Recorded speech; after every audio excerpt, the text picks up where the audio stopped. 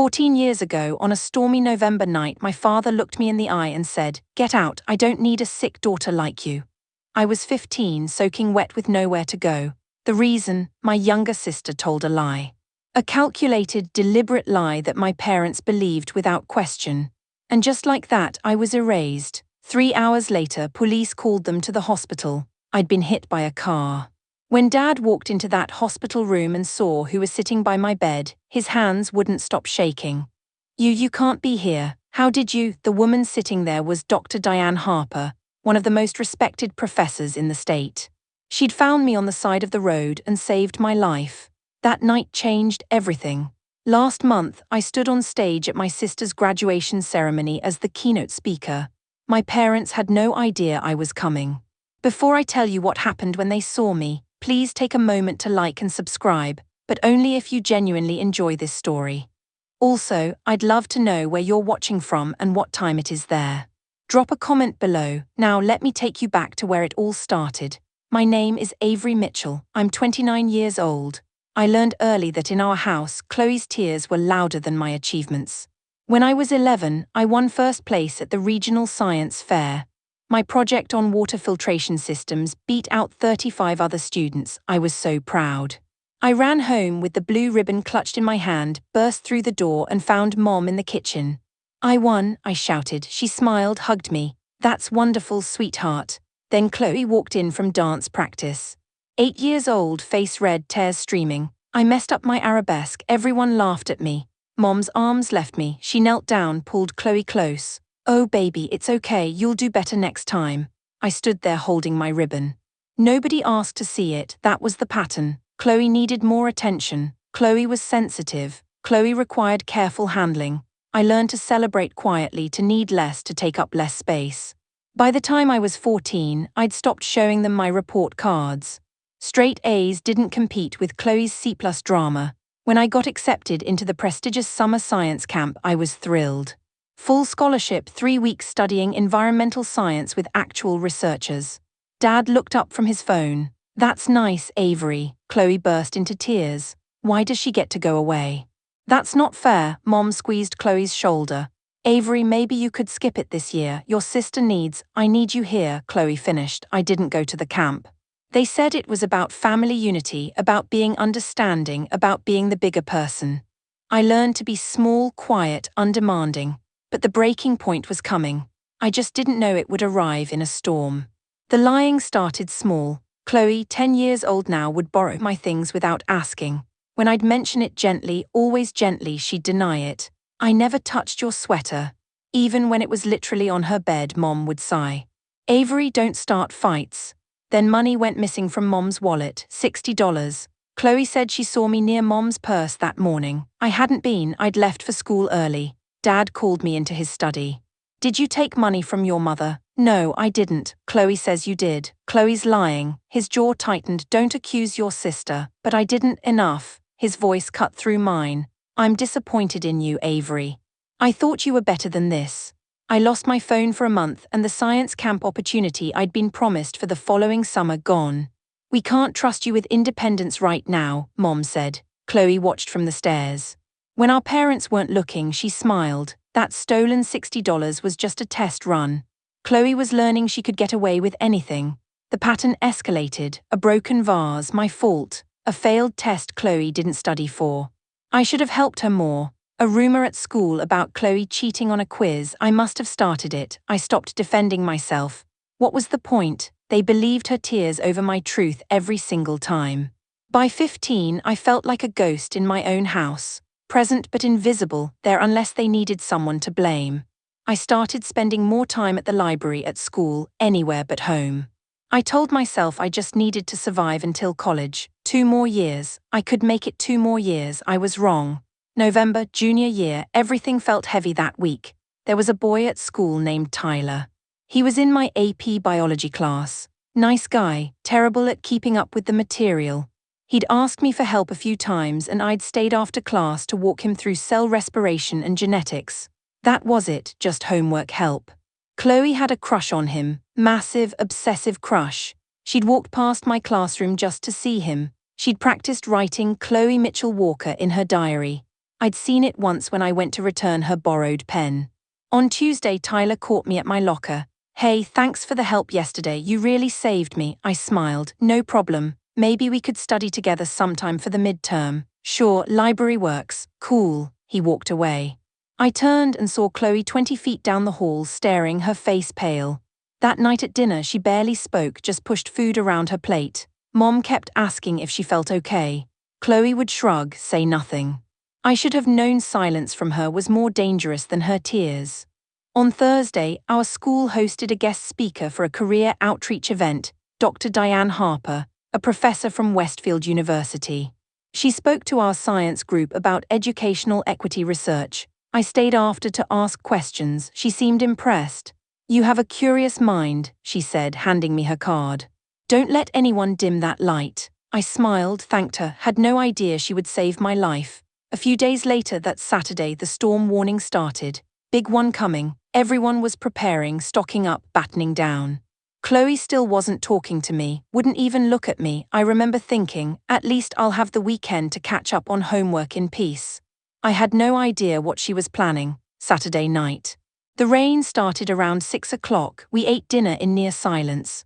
The weather alert kept buzzing on Dad's phone. Wind advisories, flood warnings, everyone was tense. Chloe picked at her pasta. I could feel her watching me. When I glanced up, she'd look away. After dinner, I went to my room, started my English homework. Outside, the wind was picking up, rain hammering the windows. The kind of storm where you're grateful to be inside. Around 9, I heard crying downstairs. Chloe, loud, heaving sobs. I froze, put down my pen, listened. Mom's voice, soothing. "Sweetheart, what's wrong? Talk to me." More crying. I waited. Maybe she'd twisted her ankle.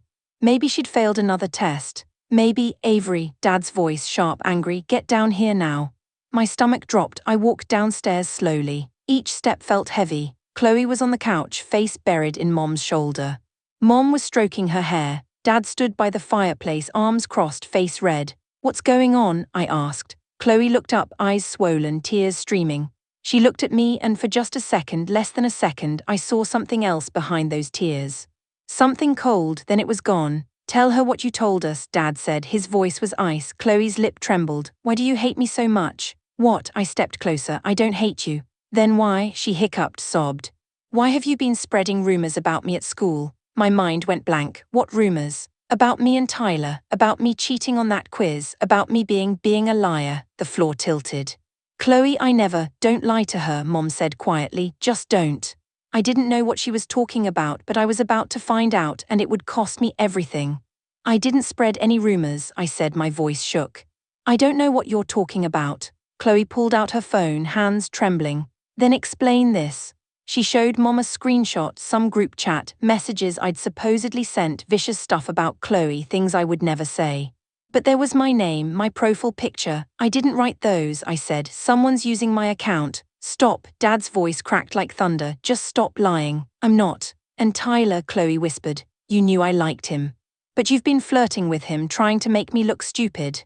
He asked me for help with biology, that's all." "That's all," Chloe's voice rose. "You've been staying after class with him, meeting him at the library.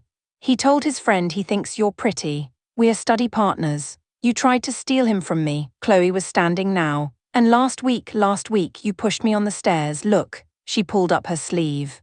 A bruise on her forearm, dark purple. I stared. "I never touched you." "You did," Mom said. "She did." I didn't want to say anything because I thought maybe she was just stressed. But Mom stood up, moved between us.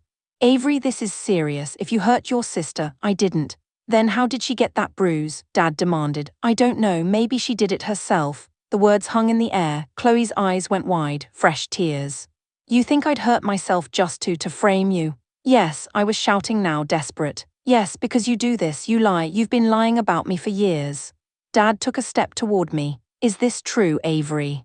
You've been bullying your sister, making her life miserable." "No, God, no, please just listen. I've heard enough." Dad's fist slammed on the mantel. "I've heard enough of your excuses. They're not excuses.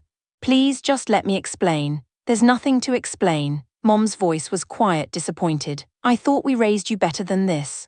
Chloe sobbed into her hands, the perfect picture of a victim. I looked at her, really looked at her.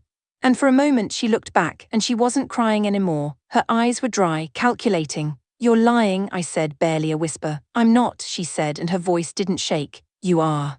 You made all of this up." "Avery," Mom started. "She's lying." I turned to Dad. "Please, you have to believe me. I would never hurt her. I would never spread rumors. She's doing this because she's jealous, because Tyler doesn't like her. Because, that's it." Dad's voice went cold. Flat. "I don't want to hear another word from you. You're sick. Something's wrong with you." The word hit like a slap. "Sick. I'm not. You need help, professional help. But right now," he pointed to the door, "right now I need you out of my sight." The rain was pounding outside. Thunder shook the windows. "Dad, it's storming. I don't care. Where am I supposed to go?" "That's not my problem." His face twisted. "Get out. I don't need a sick daughter like you in this house." The words carved into me. Sick daughter, like I was diseased, broken, wrong. I looked at Mom, begging silently. "Say something. Stop him. Tell him this is insane." She turned away. Kept her arm around Chloe. I grabbed my jacket from the hook. My hands were shaking so hard I could barely zip it. The door slammed behind me. Through the window I could see Chloe watching me leave. She wasn't crying anymore. She was smiling. The rain hit me like a wall, cold, angry. Within seconds I was soaked through. I stood on the porch for a moment, waiting. Maybe Dad would come after me, apologize, say he'd overreacted. The door stayed closed. I started walking. Nowhere to go, just away from that house, away from Chloe's lies, away from parents who believed I was sick. My phone buzzed, low battery, 6%. I pulled it out, tried calling my friend Kayla. No answer. Brianna, straight to voicemail. It was Saturday night. Everyone was home with their families. Safe, dry, not me. The wind whipped my hair into my face. Rain came down in sheets. I could barely see 10 feet ahead. Cars drove past, spraying water from puddles. No one stopped. I headed toward the library. Maybe I could wait out the storm there. It was closed, dark windows, locked doors. The bus station was 2 miles away. If I could make it there, I could sit inside, stay warm, figure out what to do. I walked. Every step was heavy. My shoes were soaked through, water squelching with each footfall. My jacket clung to my skin. I was so cold my teeth chattered. Thunder cracked overhead. Lightning split the sky. I thought about turning back, knocking on the door, begging to come home. But the look on Dad's face, the disgust, I couldn't unsee it. Sick daughter. Maybe he was right. Maybe something was wrong with me. Why else would my own family choose Chloe over me every single time? The bus station was still a mile away. The rain got heavier, the wind stronger. I didn't see the headlights until it was almost too late. I was crossing at an intersection. The light was green, I'm sure it was green, but the rain was coming down so hard and the wind was howling and I couldn't see clearly. The car came out of nowhere, headlights bright and blinding, a horn blaring, brakes screeching. I tried to jump back, wasn't fast enough. The impact threw me sideways. I felt my body hit the hood, then the pavement hard. My head cracked against the asphalt. Pain exploded through my skull, white hot and all-consuming. I couldn't move, couldn't breathe. Rain poured into my mouth, my eyes. Everything was sideways, wrong. I heard a car door slam, footsteps running, splashing through water. "Oh my God, oh my God." A woman's voice panicked. "Sweetheart, can you hear me?" I tried to answer. Nothing came out. "Don't move, just stay still." "I'm calling 911. Her hands were on my shoulder. "Gentle, stay with me, okay, what's your name?" I blinked, tried to focus. Her face was blurry, dark hair, rain streaming down her cheeks. She looked familiar. Had I seen her before? "My parents," I managed. My voice was barely a whisper. "Your parents, okay, what's their number? I'll call them." "They don't," I coughed, tasted blood. "They don't want me." Her face changed. "What? They kicked me out." The words felt heavy. "Said I'm sick, don't want me anymore." She stared at me, rain pouring down between us. I saw something shift in her expression. Recognition, maybe, or horror. "You're going to be okay," she said, but her voice shook. "I promise you're going to be okay." Sirens in the distance, getting closer. The woman's face was the last thing I saw before everything went black. I don't remember the ambulance, don't remember arriving at the hospital. My first clear memory is sound. Beeping machines, fluorescent lights buzzing, the smell of antiseptic and voices. A doctor's voice, clipped and clinical. "She has a severe concussion, possible internal bleeding. Keep her for observation."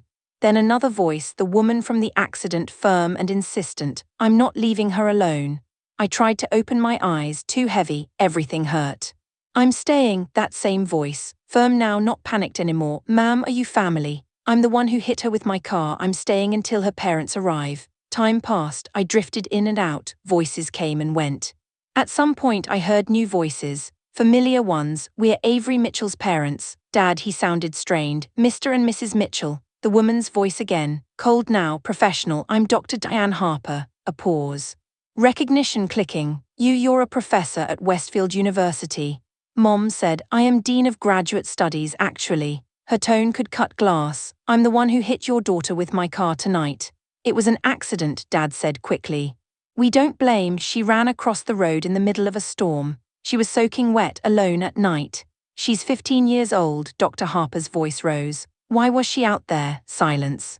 Mr. Mitchell, I asked you a question. We had a family situation, a discipline issue. A discipline issue, Dr. Harper repeated the words slowly. What kind of discipline issue involves putting a child out in a storm? It wasn't like that. Then what was it like? Because your daughter told me something before she lost consciousness. She said her parents didn't want her anymore. She said you told her she was sick. More silence. You're lying, Chloe's voice, small, scared. Avery's making that up. She was barely conscious. She wasn't making anything up. I heard footsteps, someone walking away from my bed. Dr. Harper's voice further now. I need to speak with a social worker. Now that won't be necessary. Dad's voice trying to sound authoritative, failing. We're her parents, we'll handle this from here. With all due respect, sir, you've handled it enough. This is a private family matter. The moment you sent a minor out in a storm, it stopped being private. Dr. Harper's footsteps came back. I felt her hand on mine, warm, protective. I'm not leaving until I know she's safe. A different voice now, a police officer. Mr. Mitchell, we need to ask some questions. We haven't done anything wrong, Mom said, but her voice was shaking. Your daughter was hit by a car at 11:30 p.m. in a major storm. She's 15 years old. We need to understand why she wasn't home. I tried to open my eyes, managed to flutter them. Everything was blurry, shapes moving. I saw Dad's silhouette, Chloe behind him. Dr. Harper noticed. She's waking up, everyone out now. She's our daughter, Dad started. And I'm the doctor in this room. Out. Footsteps, voices fading, the door closed.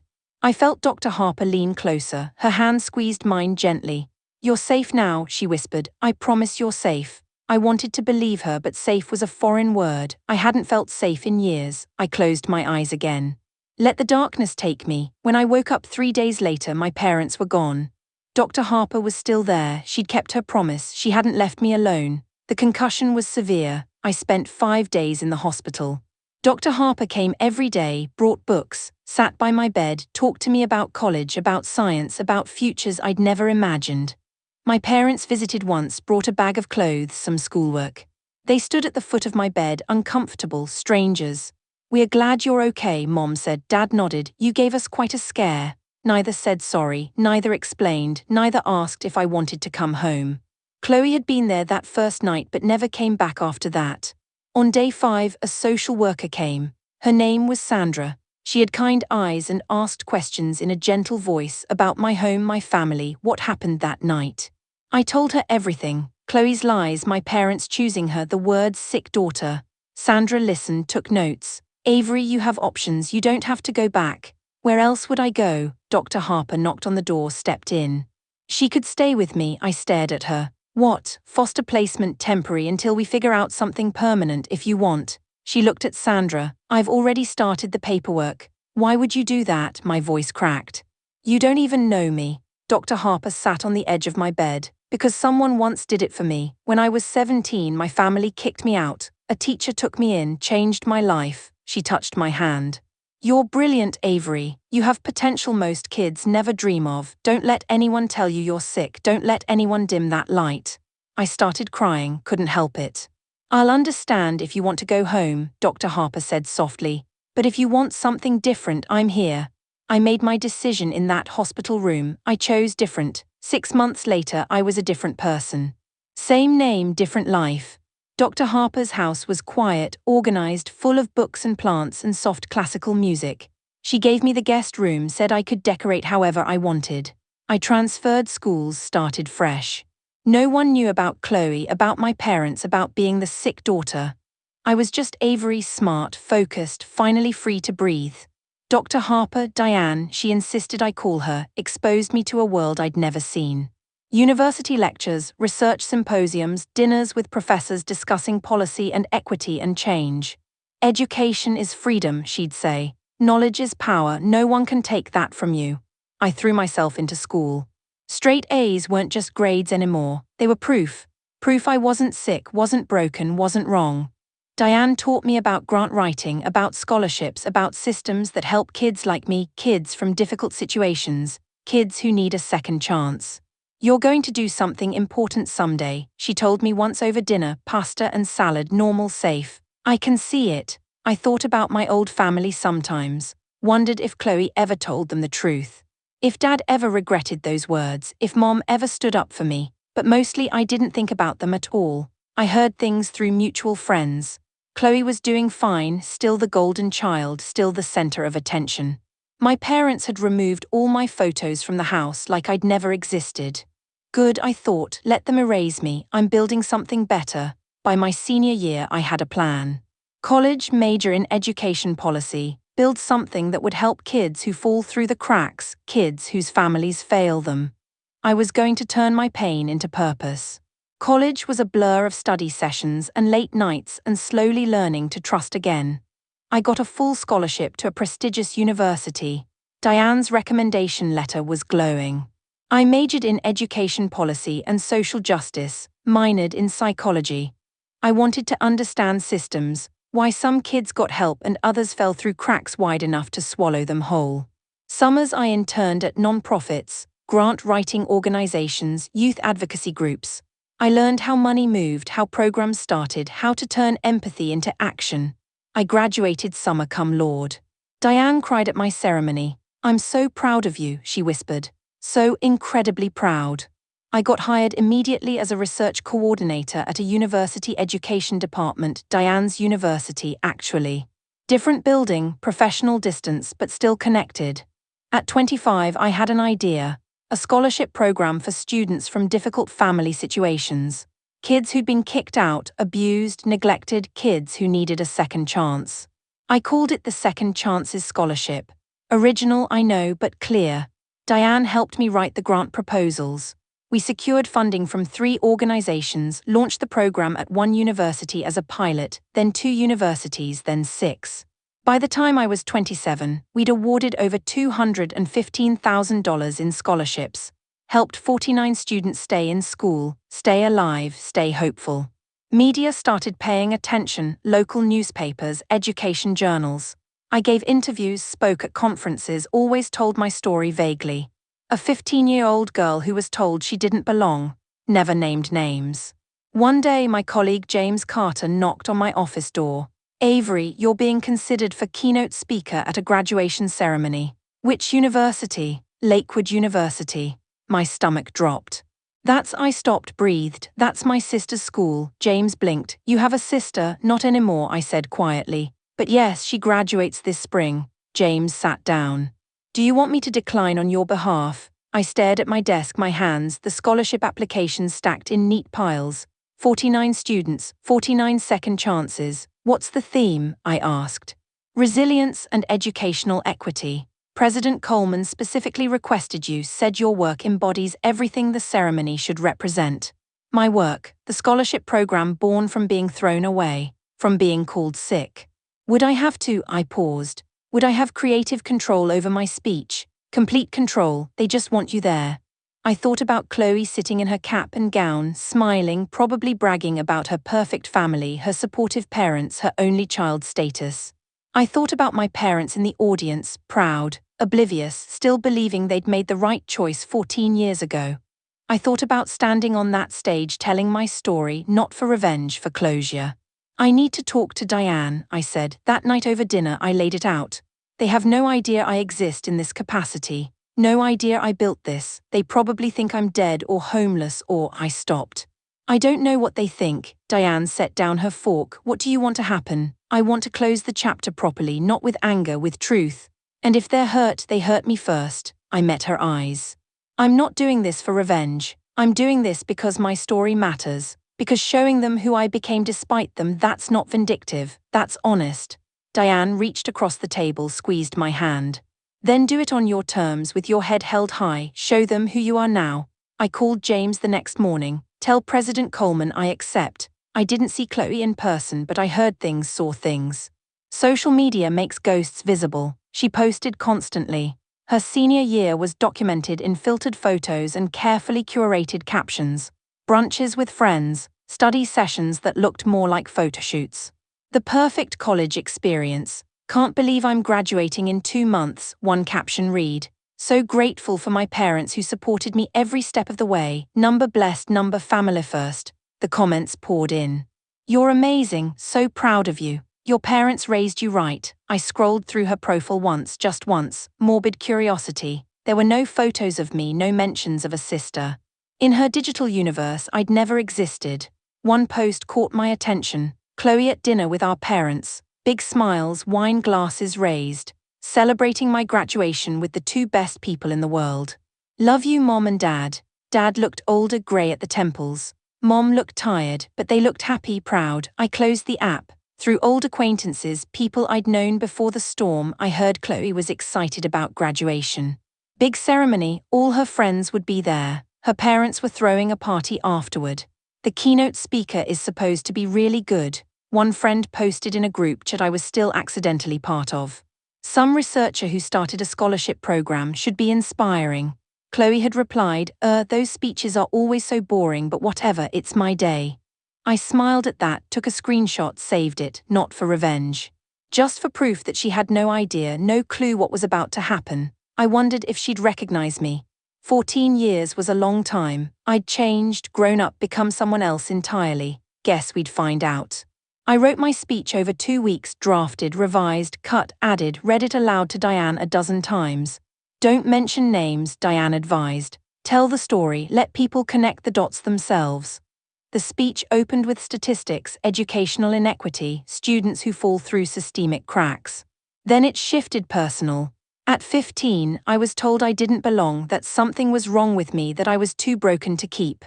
I practiced in front of the mirror, watched my face stay calm, composed, professional. But someone saw potential instead of problems. Someone gave me a second chance, and that changed everything. No tears, no anger, just facts, just truth. James arranged everything. Parking, credentials, my name in the program.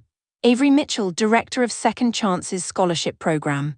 The night before, I couldn't sleep.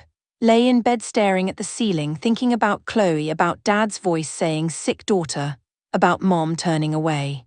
Was I doing this for the right reasons? Diane knocked softly, came in with tea, sat on the edge of my bed like she had 100 times before. Second thoughts, she asked, just thoughts. You're not the girl they threw away, Avery. You're the woman who built herself back up, remember that tomorrow. I sipped the tea, chamomile honey. Will you be there? Front row always. Morning came too fast. I dressed carefully, navy suit, professional but not stuffy. Diane's grandmother's pearl necklace, she'd insisted I borrow it. In the mirror, I looked confident, successful, nothing like the soaked 15-year-old who'd been told she was sick. I was ready. The campus was beautiful. Old brick buildings, manicured lawns, students in caps and gowns everywhere, families taking photos, laughter, excitement. The air buzzed with possibility. I arrived early, met President Coleman in his office. He was warm, effusive. Miss Mitchell, we're honored to have you. Your work is extraordinary. Thank you, sir. The students will be inspired. I'm sure of it. James walked me to the auditorium. Backstage was controlled chaos. Faculty adjusting robes, staff checking microphones, graduates peeking through curtains at the filling seats. I looked at the program, scanned the graduate names. There she was, a Chloe Mitchell, Bachelor of Arts, Communications. My heart kicked against my ribs. You okay? James asked. Yes, I folded the program, just ready. Diane arrived. She wore a beautiful emerald dress, looked proud. She hugged me tight. You've got this. I know. Remember, I know. I smiled, head high, truth clear. No revenge, just honesty. She kissed my cheek, went to find her seat. The auditorium was filling. I could hear the murmur of voices. Hundreds of people, families, friends, all here to celebrate their graduates. Somewhere out there, my parents were sitting down, probably in the middle section. Good view, excited for Chloe's big moment. They had no idea who the keynote speaker was. James had confirmed the program listed my name, but buried in small print. Most people didn't read speaker bios carefully. They'd find out soon enough. President Coleman touched my shoulder. 5 minutes, you're on. After the opening remarks, I nodded, breathed, smoothed my suit. From the wings, I could see the stage, the podium, the microphone, hundreds of faces beyond the lights. It was time. Wait, before I tell you what happened when I stepped on that stage, I need to ask. Have you ever been in a situation where your family doubted you, but you proved them wrong? Drop a yes or no in the comments. And if you're enjoying this story so far, please hit that like button. It really helps this story reach others who might need to hear it. And since you are there, please subscribe too. Okay, now back to the ceremony. This is where everything changed. President Coleman stepped to the podium. The crowd quieted. Welcome, graduates, families, and honored guests. Today we celebrate achievement, resilience, and the boundless potential of our students. Applause. Cheers. Our keynote speaker embodies these values. She's dedicated her career to ensuring that every student, regardless of circumstance, has access to opportunity. Please welcome the director of the Second Chances Scholarship Program, Miss Avery Mitchell. The auditorium erupted in polite applause. I stepped into the light. The stage was massive, podium centered, microphone waiting. Beyond the front row, faces blurred into a sea of caps and gowns. I walked with measured steps, confident, calm. My heels clicked against the stage floor, and then I saw her. Near the front of the graduate section, Chloe, cap and gown, honor cords around her neck. She was clapping, smiling, turned halfway to whisper something to the girl beside her. Then she looked up, saw me. Her hands froze mid-clap. Her smile faltered, confusion crossed her face. Then recognition, then shock. Her mouth opened slightly, no sound came out. Behind her, over in the family seating section, Mom and Dad still clapping, not looking closely yet. Just polite audience members applauding a speaker whose name they hadn't registered. I reached the podium, adjusted the microphone, looked out over the crowd. Chloe's face was pale, staring. Her friend nudged her. You okay? Diane sat front row, stage right. She nodded once, small, encouraging. I gripped the podium edges. Good morning. Thank you, President Coleman, for that generous introduction. My voice carried, clear, strong, amplified across hundreds of people. Dad's head jerked up. I saw him lean forward, squint, trying to place my voice. Mom's hand went to her chest. I smiled, professional, warm. It's an honor to be here today. Today I want to talk about resilience. About what happens when you lose everything and find yourself anyway. The audience was quiet now, attentive. Let me tell you about a 15-year-old girl. I kept my voice steady, conversational. She was told she didn't belong. That something was fundamentally wrong with her, that she was too broken to keep. Mom's hand gripped Dad's arm. I could see it even from the stage. One night in the middle of a storm she was put out, told to leave. Told she wasn't wanted anymore. Whispers rippled through the crowd, uncomfortable, shifting. She wandered alone in that storm for hours, no phone, no money, no place to go. She was hit by a car. Nearly died. Chloe had gone completely still. Frozen, her face was white, but someone stopped, someone helped, someone saw potential where everyone else saw problems. Diane's eyes were bright, proud. That person became her family. Her mentor, her mother in every way that mattered. I paused, let the words settle. That 15-year-old girl was me. The auditorium went silent. You could have heard a pin drop. Dad stood up halfway. Mom pulled him back down. Both of them staring, mouths open. Chloe looked like she wanted to disappear through her chair. Students around her whispered, pointed. Her friends looked confused, concerned. I'm here today because Dr. Diane Harper, I gestured to Diane, didn't give up on me when my own family did. She taught me that rejection isn't the end, it's a beginning. More whispers spreading like wildfire. The Second Chances Scholarship was born from that experience. It exists for students who have been told they're not enough, who have been dismissed, abandoned, cast aside. I looked directly at Chloe, made eye contact. Because being rejected doesn't define you, what you do afterward does. Today, that scholarship has helped 49 students. My voice stayed level, clear, students like the girl I used to be. A woman in the back whispered loudly, "Is that really her family?" I continued, professional, unshaken. I learned something important in those years after the storm. Family isn't always biology, sometimes it's choice. Sometimes it's the people who choose you when others walk away. Diane wiped her eyes, smiled at me. I learned that you don't need everyone to believe in you, you just need one person. One person who sees past the surface, past the accusations, past the lies. Chloe's face crumpled. She looked down, shoulders shaking. Her friends had stopped whispering. They were staring at her now, connecting dots. And I learned, I gripped the podium, that success isn't about proving people wrong. It's about building something meaningful despite them. Dad's hands were trembling. He looked like he wanted to run, leave, escape. Mom was crying silently, mascara running. So to the graduating class of Lakewood University, I leave you with this. Your worth is not determined by who stays, it's determined by how you grow after they leave. I paused. Let that land. You will face rejection, disappointment, people who underestimate you, that's guaranteed. I looked across the sea of graduates, young faces, hopeful. But you get to decide what happens next. You get to choose who you become. Standing ovations slowly at first, then building. Students standing, faculty, families, not everyone. Dad stayed seated, pale, hands over his face. Mom stood mechanically, clapping weakly, tears streaming. Chloe didn't move, sat frozen, staring at her lap. I stepped back from the podium. President Coleman was beaming. Thank you, Miss Mitchell. That was powerful. I walked off stage, back into the wings, and I breathed. The ceremony continued. President Coleman returned to the podium, started calling names. I stayed backstage, watched through the gap in the curtains. The energy had shifted. Students walked across stage to receive diplomas, but the applause was distracted, uneven. People were still processing my speech, talking, pointing, checking their phones. Chloe Mitchell, Bachelor of Arts, Communications. Chloe stood, walked to the stage. Her smile was tight, forced. Her hands shook as she accepted the diploma. The applause was thin, scattered. Some people clapped enthusiastically, her close friends probably, but others didn't clap at all, just watched, whispered. She walked off stage quickly, disappeared into the crowd of graduates. I saw her friends huddled around her, talking urgently. Chloe shaking her head, trying to explain something. Failing.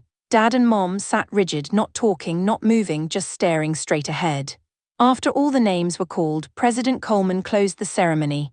Congratulations to the class of 2025. Caps flew, cheers erupted, families rushed forward. I slipped back further into the wings. A moment later, Diane appeared through the backstage door, making her way to me. You did it, she said, hugged me tight. I did. How do you feel? I thought about it. Free. James appeared. Avery, that was, wow. He looked flustered. I had no idea. Your family, are you okay? I'm fine. They're asking to see you. Who? Your parents. They're at the side entrance. They want to talk. My stomach tightened.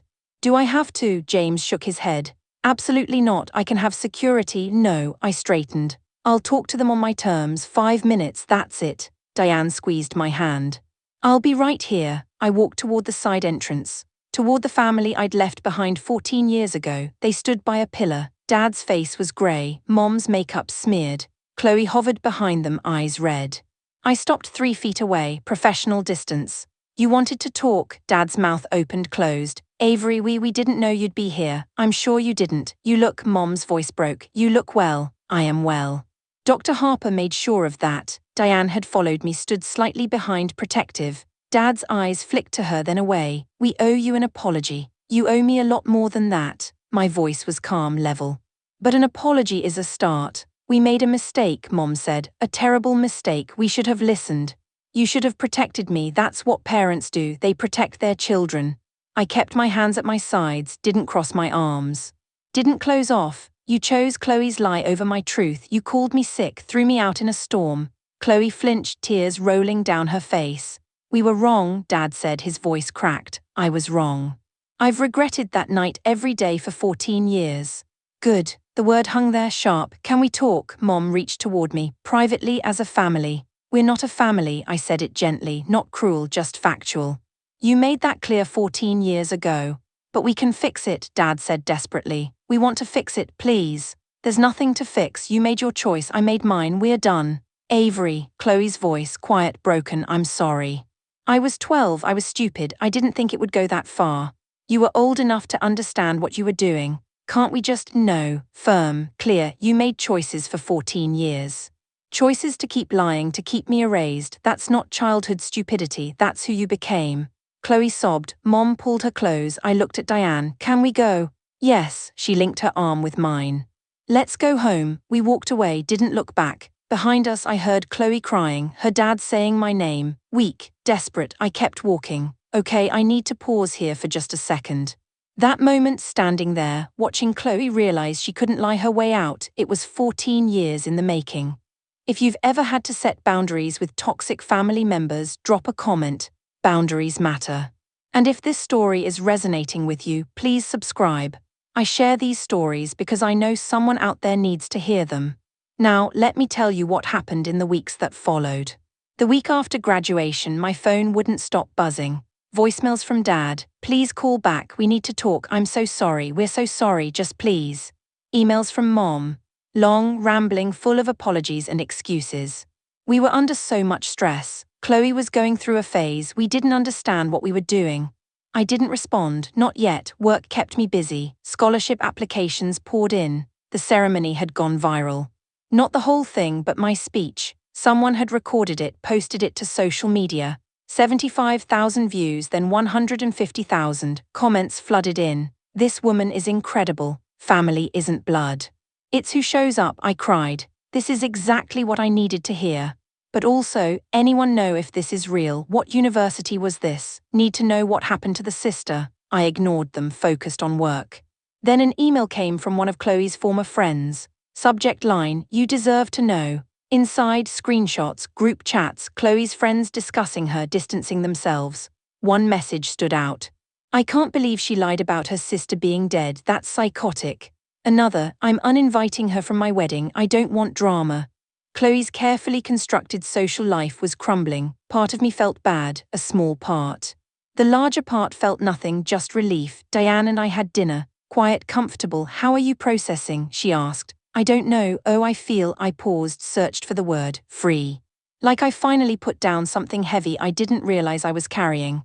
You did well, Avery, handled it with grace. They want to reconcile, do you? I thought about it, really thought. No. I don't think I do, she nodded, squeezed my hand. That's okay, you're allowed to walk away. 2 weeks later, Dad showed up at my office. My assistant buzzed me. Avery, there's a Mr. Mitchell here to see you. He doesn't have an appointment, but he says he's your father. My stomach tightened. Give me 5 minutes, then send him in. I closed my laptop, straightened my desk, breathed. Dad walked in looking 10 years older, grey hair, lines around his eyes, shoulders slumped. Thank you for seeing me, he said. I have a meeting in 20 minutes. I understand. He sat across from my desk, formal, like a job interview. Avery, I need to say this. We were wrong, I was wrong. What I did to you, what I said to you, it was unforgivable.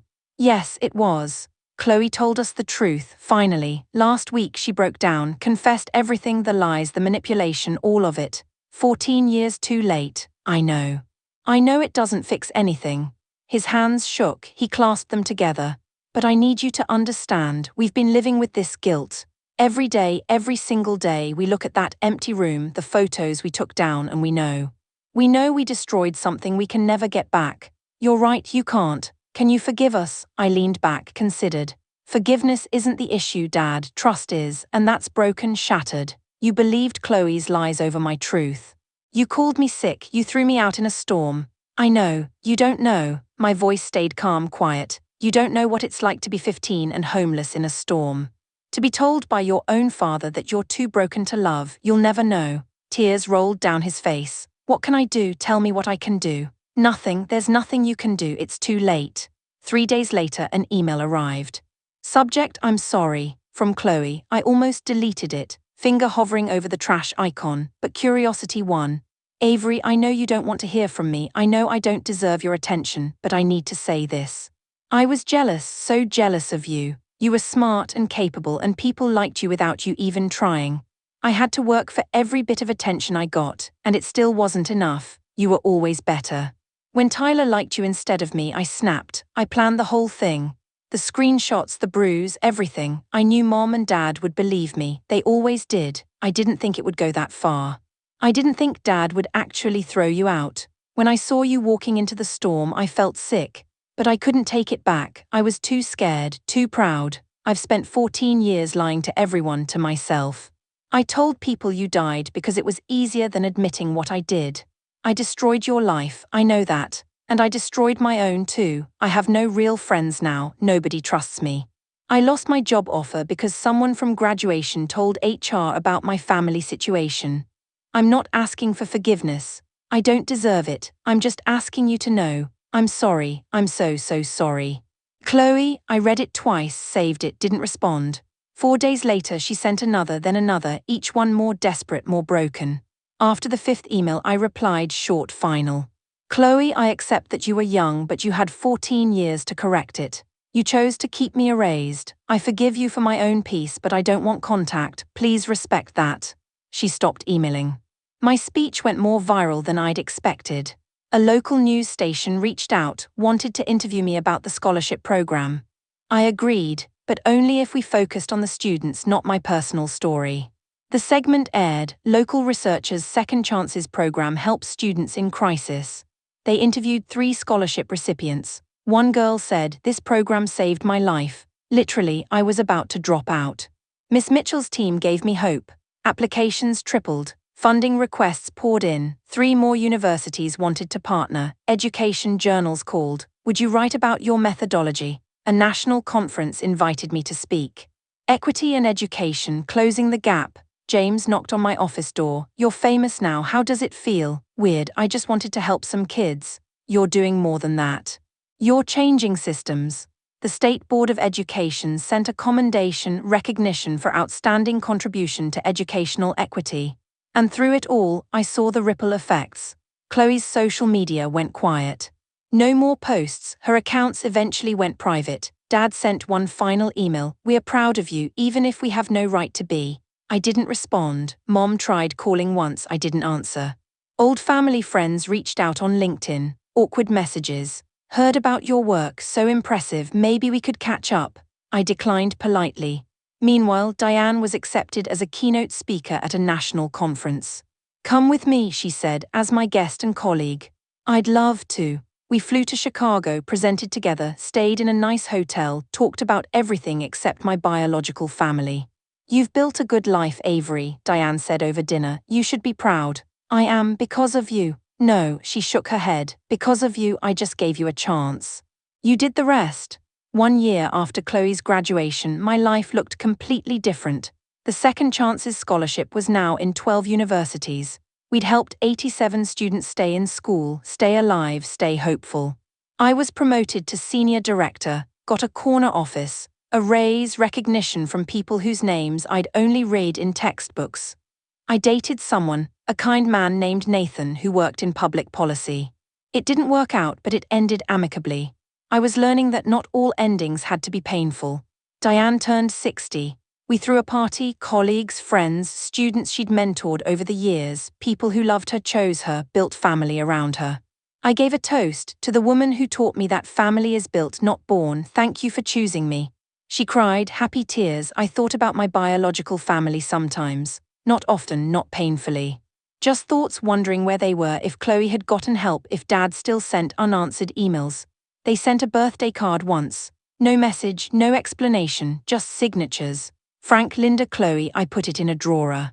Didn't throw it away, didn't respond, just acknowledged it existed. I spoke at another graduation. Different university, different students, but similar message. Boundaries aren't walls. They're doors you control. Afterward, a young woman approached, 20 years old, tearful. "That was my story too. My family kicked me out at 16. I thought I was alone." "You're not alone," I told her. "You're surviving. That's more than enough." She hugged me tight. "Thank you." I drove home that evening to the house I shared with Diane, my real mother, and felt something I hadn't felt in years: complete peace. People ask me if I regret that night, the storm, the pain, the hospital. I don't, because it led me here. To this life, this work, this family I chose. Not every story has a happy ending like mine. I know that. I'm lucky. Dr. Diane Harper found me, chose me, saved me. Not everyone gets that, but everyone gets to set boundaries. Everyone gets to decide who has access to them. You don't owe toxic people your presence. Not even if they're family, especially not if they're family. Forgiveness doesn't mean reconciliation. You can forgive someone for your own peace while still keeping them out of your life. Those aren't contradictory. They're both necessary sometimes. I learned that blood doesn't make family. Choice does. Consistency does. Showing up does. Diane showed up every single day for 14 years. She earned the title Mom. My biological parents, they showed up once, failed, and never tried again. That tells you everything. I learned that success isn't about proving people wrong. It's about building something meaningful despite them. The scholarship program wasn't revenge, it was purpose. It was turning my pain into something that helps others. That's the difference. Revenge seeks to hurt, purpose seeks to heal. I learned that your worth isn't determined by who stays. It's determined by how you grow after they leave. Some people will always underestimate you, reject you, tell you you're too broken, too sick, too much, or not enough. That's their limitation, not yours. You get to decide what happens next. You get to choose who you become. I chose to become someone who helps kids like me, kids who need a second chance, kids who deserve to know they're worth saving. That's my legacy, not the family that threw me away, but the family I built afterward. So that's my story. The storm that almost destroyed me became the catalyst for everything I built. I'm 30 now, a year older than when I started telling you this, but I feel wiser, whole, at peace. My parents' names are still in my phone. I haven't deleted them, but I haven't called either. They exist in my past, not my present, and definitely not my future. Chloe sends me a message every few months, short, apologetic, thinking of you, hope you're well. I read them, don't respond, maybe someday I will. Maybe not, either way is okay. Dr. Diane Harper is mom now, not Dr. Harper, just mom. She's the emergency contact on every form, the person I call when something good happens, the one whose opinion matters. Blood didn't make her my mother, choice did. 14 years of showing up, of believing in me, of loving me when I couldn't love myself. That's family. Every year on November 8th, the anniversary of that storm, I drive past my old house. Not to punish myself, not to wallow, just to remember. I park across the street, look at those windows, that door, and I think, that girl survived. She survived being called sick, being thrown away, being told she was too broken to love. And she didn't just survive, she thrived. If you're in a storm right now, metaphorical or real, know this. You can survive it, you can even thrive after it. Just because someone gives up on you doesn't mean you give up on yourself. Set your boundaries, choose your family, build your purpose. And never, ever let anyone tell you you're too sick, too broken, or too much. You're exactly enough. Thank you for listening, you matter. Thank you so much for staying with me until the end. If this story helped you in any way, please hit that like button and subscribe. Your support helps these stories reach others who need to hear them. And if you want more stories like this, check the description below, I've linked similar videos there. Remember, you define your worth, nobody else. Take care of yourself, I'll see you in the next story.